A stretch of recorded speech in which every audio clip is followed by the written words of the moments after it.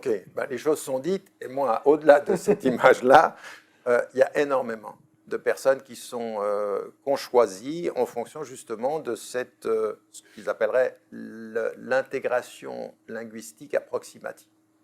Et même dans la reconnaissance, même. Ils connaissent même pas le pays dans lequel. Ça, c'est un premier élément.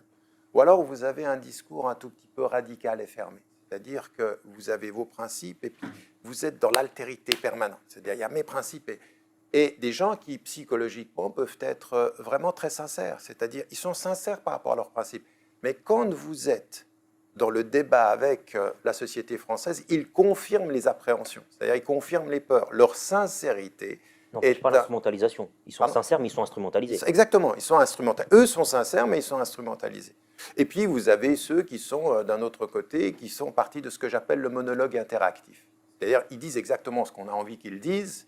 Ils ont juste un nom un peu arabe, mais ils ont un discours très rien du tout, en fait. Ils ont la dénomination musulmane, mais ils n'ont pas le fond, ils ne connaissent pas le...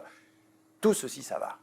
Quand vous arrivez et que vous ne répondez pas à cela, et que vous arrivez en disant, écoutez, moi, je suis aussi occidental que vous. Ma culture, elle est là. Maintenant, moi, je suis un arabe d'origine.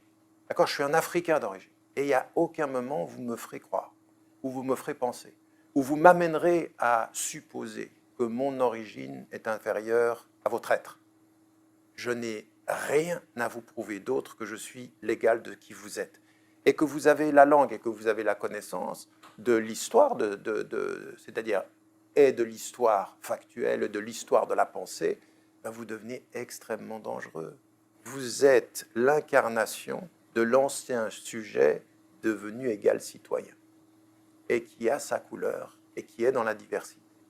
Le problème de ce pays, c'est que dans le paysage intellectuel, spatial, social et même architectural, le grand problème de la société française, c'est la visibilité. Dès que vous êtes visible, vous êtes problématique. Ce que vous êtes en train de nous dire, quand vous l'assumez, vous êtes dangereux.